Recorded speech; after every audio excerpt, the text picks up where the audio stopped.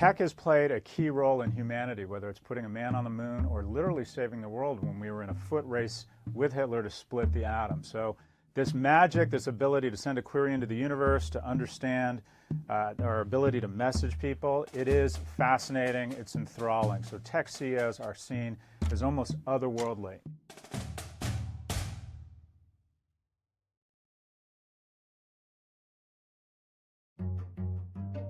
So there's something magical about technology. Most of us don't understand how our iPhone works. Most of us don't understand how we can put a prayer into the universe in the form of a query and have this unbelievable divine intervention called the Google search algorithm give us better answers, answers we trust more than from any answer we might receive from a priest, rabbi, coach, mentor, scholar, or boss. So there's this understandable, incredible admiration for these individuals. The problem is, does that admiration give them a sense of hubris where they aren't subject to the same standards? And Elizabeth Holmes is this in spades, an individual who was convinced that she in fact was an incredible innovator and not subject to the same scrutiny. And then when scientists showed up or regulators showed up to our labs, they found that they were just blatantly lying.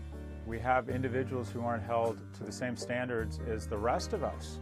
If Sheryl Sandberg weren't a tech hero and weren't a very appealing, inspiring person, I think she's all of those things.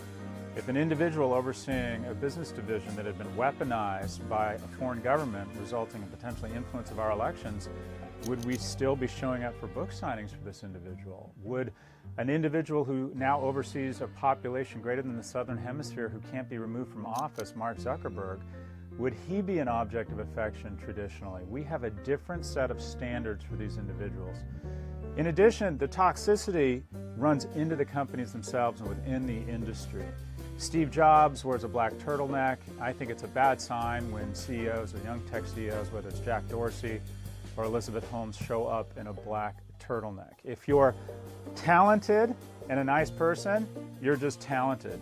If you're talented and an asshole in Silicon Valley, you're a genius. So for a long time, we've looked up to sports figures and movie stars. What's more recent in the last 20 or 30 years is the emergence of this celebrity business person.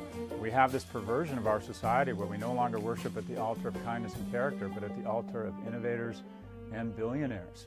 Should one individual, the CEO of Amazon, have a net worth that's greater than the GDP of Denmark? Should someone be able to commit blatant securities manipulation and get off scot-free? We have a different set of standards for innovators and their companies than we've held every other individual and every other company for the last 100 years. Alexa, is this a good thing? No, Scott. It's time to hold tech CEOs to the same standard as everyone else.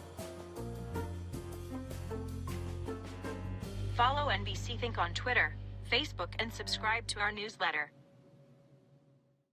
Hey, NBC News viewers, thanks for checking out our YouTube channel. Subscribe by clicking on that button down here and click on any of the videos over here to watch the latest interviews, show highlights, and digital exclusives.